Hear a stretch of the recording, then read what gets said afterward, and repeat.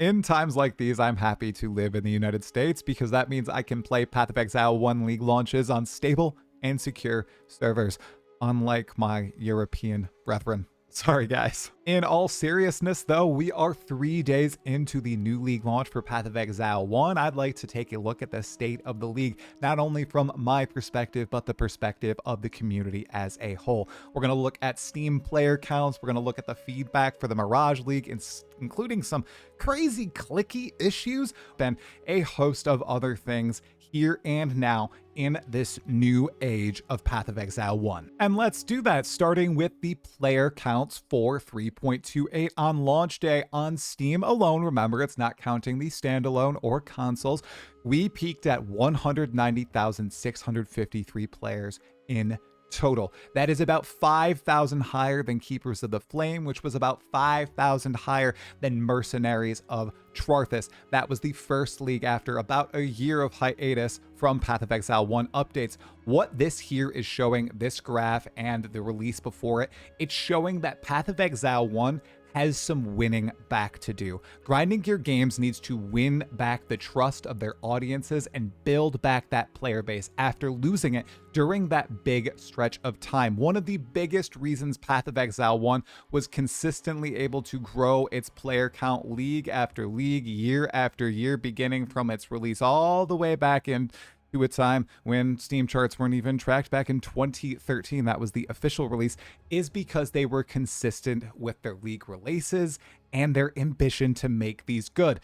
They are on track to re-establish that trust with the community at the behest and leadership of Octavian and Andrew and everybody else who's currently working on Path of Exile 1, but honestly, we're not there yet. I also think if we take a look at the more zoomed in numbers here, that we are seeing a decent drop in players, right? We expect to be a drop. It's going into the week, it's past launch weekend, there's not as much hype, but if we compare it to other leagues, and I know we're only 3 days in, it's a little bit steeper of a decline from the recent leagues. And that kind of segues into the other issue that has been happening from launch day, from launch hour actually, and those are the server issues. Yeah, of course we're going to talk about them, because even though I'd argue that the game is pretty fun right now, unfortunately, both Path of Exile 1 and Path of Exile 2 have been plagued by something that can affect everyone, and those are performance problems. With Path of Exile 1, the league launch was not great, especially for people who live in Europe or use the European servers. I had a slew of people complaining about crashes in my small chat, and as I looked at the rest of the community, this obviously was the case for many individuals. People were popping into the game, they weren't able to play, and it was due to them playing on European servers. Yes, there were some other crashing issues due to people equipping some cosmetics that were causing people to crash out of town, which, by the way, never equip MTX until you down Kitava in Path of Exile 1, and honestly, just wait until day one is over, because day one, there's usually a lot of cosmetic issues that cause you to crash out of the game. Anyways, there were cosmetic issues, and then there were European server crash issues, which unfortunately are still occurring, which I think is really leading to that dip in players playing the game, because from what I've seen, pretty much everyone enjoys the new league, enjoys the new mechanic, the end game, although it has some problems. They're liking it. I think the problems with the game, literally being able to play the game, are causing this drop off. And I mentioned we also have these for PoE 2, and that comes more in the form of performance, just frame drops, crashes, bugs, all that. Hopefully these things are ironed out, because GGG have great games here, but the technical issues really push off a lot of people, especially new players, which is unfortunate, and I think, correct me if I'm wrong, kinda unavoidable until launch day. Then it's a matter of them just trying to fix the errors as quickly as possible, which they have been very vocal in trying to do on social media and on their forum posts as well. They know what's happening with the servers, and they're actively trying to remedy it. However, there are some other problems in game that they have not yet acknowledged that I'd like to bring up here and now. Here is a list of what Grinding Gear Games is currently working on to improve 3.28. I'm not going to go over it. You can take a second, pause, read what's on here. I want to talk about something that's not on here that I noticed myself and that I've seen other people talk about, and that's clicking. Clicking in Path of Exile 1 right now is an actual issue. I can't click on vendors. I can't click on my stash. I can't click on transitions. I find myself trying to click on the Jinn in the Mirage, and I can't do that either, or just to enter the Mirage. I can't do that there. Clicking in Path of Exile 1 seems bugged out, and I see people talking about, hey, if you relog it fixes it. You got to do this to fix it. Do that. It's not acknowledged here on the list, but something is obviously going on. Now, I saw some speculation that's essentially saying they allowed us to click shrines over monsters, and now that may have caused some sort of spaghetti code butterfly effect that now is broken clicking in the rest of Path of Exile. And honestly, I think that might be it.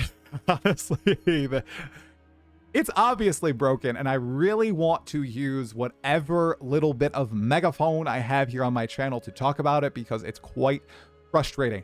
Once they fix the clicking, everything is going to be a whole heck of a lot better. But right now, it's frustrating just to sometimes play the game and you think you're going crazy, but you're not. You're not at all. Clicking is just broken. And you know what else is broken? The meta. I thought it would be fun to just take a brief look here at the meta currently for 3.28. I'm using PoE Ninja filtered to level 70 to level 100 characters. So people essentially who are in the end game in softcore trade. We have far and above the rest the Hierophant using, yes, you guessed it, Kinetic Fusillade. This is a build mostly popularized by my friend and fellow content creator Palsteron. He created a totem version of Kinetic Fusillade, and it has popped the heck off. People are playing the heck out of it and enjoying their runs massively. Next up, we go on over to Slayer, and I haven't even looked. I'm just going to guess that it's Elemental Hit or Cyclone, like Void Shockwave Cyclone. And what do we have? I was almost right. We have Elemental Hit at 40% of the Slayers, which is busted this league, especially in conjunction, I believe, with one of the Ascendancies. I don't know if it actually made it into the game in that state, but yes, there was a consensus that Elemental Hit was quite strong for melee in particular. And then, of course, we've got our slams in the Slayer along with Shockwave, which, yeah, you guessed it, Shockwave Cyclone of Tumult, with probably the new Void Shockwave support, which is just a massive buff over the regular Shockwave and is one of those exceptional support gems. And then Deadeye, we all know what's going on here, you guys. This is also Elemental Hit. It's probably Lightning Arrow as well. Yes, these guys are able to just race through the game and kill legions of weak monsters, farming XP with ease. You can see lots of level 100s here. Probably more level 100s on the Deadeye than the other two. Yet you can see here, Hierophant only 3, and there's only 5 here for the Slayer. I'll take one more look at the other outlier, which is Necromancer. This is once again Kinetic Blast of Clustering and then Summons. Lots of people are playing Summons this league, kind of bought into the hype for them, and you can see many of them are playing them on the Necromancer themselves. Now, I'm in this 3% right here. I chose to go with Gladiator and follow a build guide from Zish, which I will link below. One of the smoothest runs I've had. I'll actually open it up right here. I have not used many build guides. In fact, I haven't really used build guides since I started playing back in 3.29. So maybe this is the norm, or maybe this guy's an absolute outlier. I have absolutely loved it. I managed to do a 6-hour campaign in Path of Exile 1 just following this build guide, just the tree really, and then the gem setup. Just zooming through, only had, I think, 3 deaths, and they were dumb deaths on my part. Highly recommend this to new players. It's a bleed, bone shatter gladiator. You got lots of blood explosions. You're incredibly tanky. It's very simple to gear up. I have a Jack the Axe right now I bought for 1 Chaos Orb, and it's allowing me to just zoom through the map tiers in the new Atlas endgame, and it's a blast. I've never played a bleed build.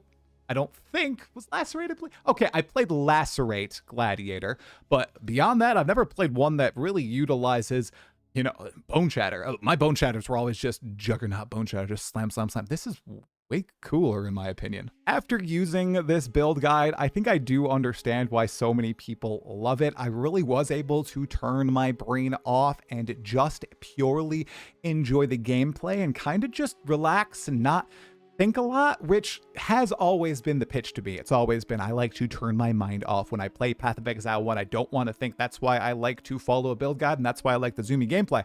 Well, I gotta say, after using one for the first time in 6-7 years, I didn't mean to do that.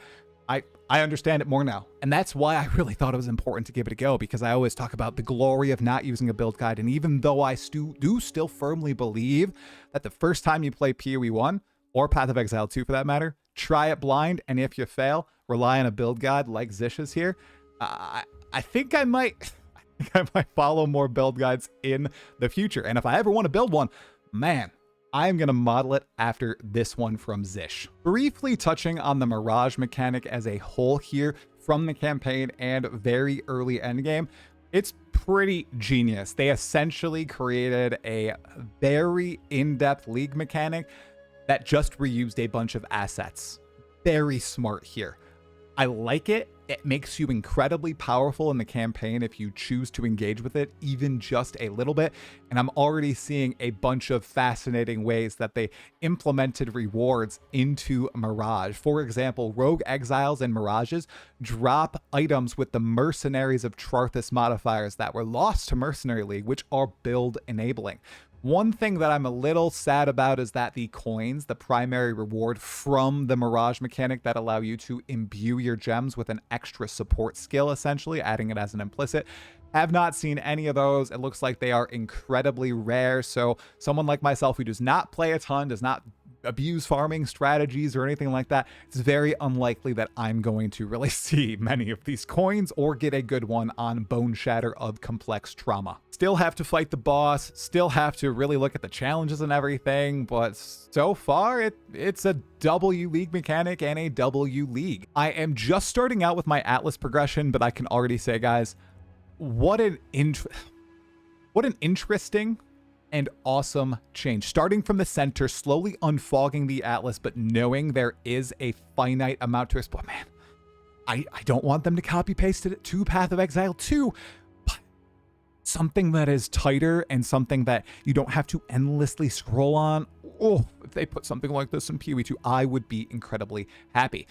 And speaking of things that one game should put into the other, just a couple things that I missed from Path of Exile 2 that I wish they implemented into Path of Exile 1. I'll just keep beating my drum here on my channel, you guys, for all of you.